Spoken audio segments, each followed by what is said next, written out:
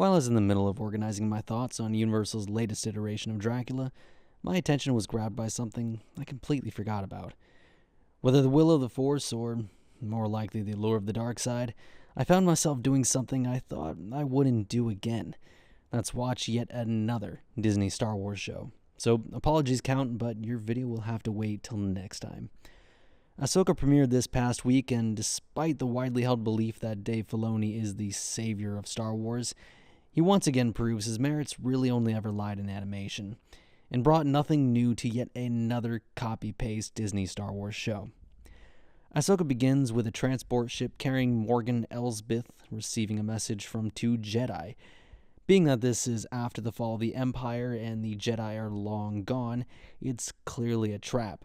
So, sensing this trap, the captain wisely decides to allow them to board.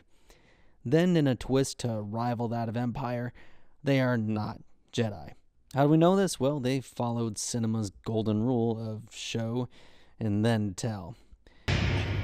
We are no Jedi. We then cut to Ahsoka doing her best Indiana Jones impression, except instead of avoiding traps and solving puzzles and using a certain degree of intellect and critical thinking, Ahsoka walks around slowly, looks around slowly, and then fights some robots with a very delayed self-destruct feature that gives her just enough time to get away with her prize.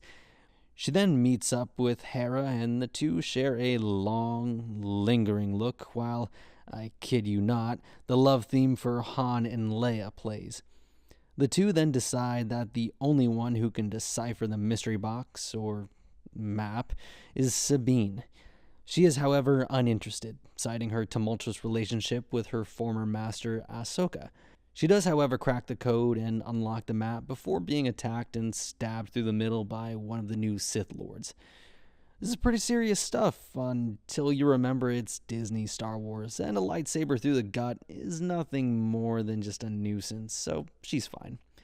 Ahsoka and Hera go to Corellia, where, in cinema's second greatest twist, they are double-crossed, and the villains escape with a hyperdrive and the map to Thrawn.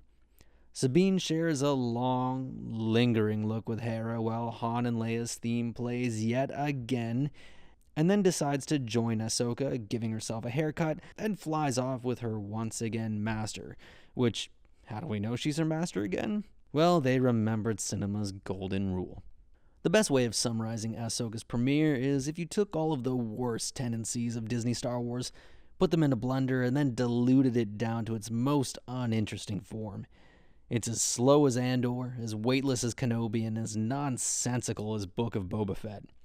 Much like, well, essentially every other Disney Star Wars property, a lot is expected from the viewer in order just to follow along with this show. Who the different characters are and their relationships to one another is all something that requires viewing two separate cartoon series with multiple seasons each. And if, like myself, you've only ever kept up with the movies and the occasional Disney Plus show, you'll be lost. And not only with the characters, but with the lore as well. Evidently, Luke Skywalker was not the last Jedi.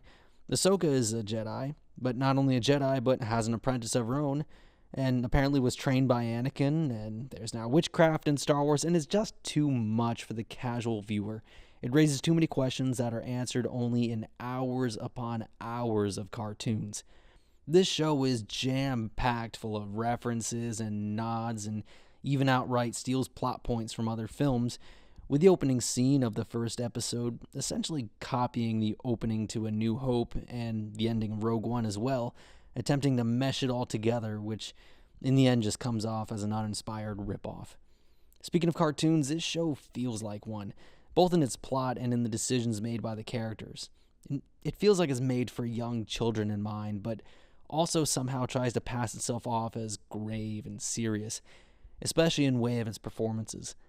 Every single line of dialogue uttered by every single character is given with all the enthusiasm and inflection as one of my videos ranting about lighting structure.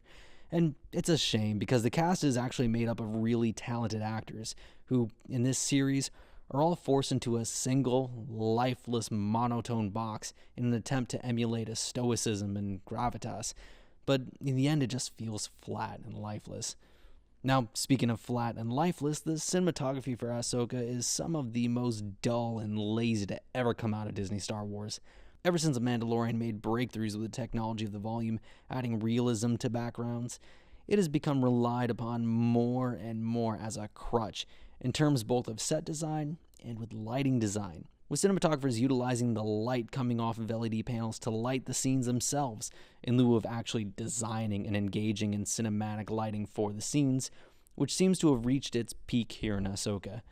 The shots are shapeless, formless images that showcase more clearly than ever before actors standing against LED screens. All in all, Ahsoka had a really rocky start and faces a hard uphill battle if it's ever going to turn around to become something even remotely resembling watchable. Well, all my fellow film nerds, that's it for today. Keep your lighting soft and your focus sharp, and I'll see you next time.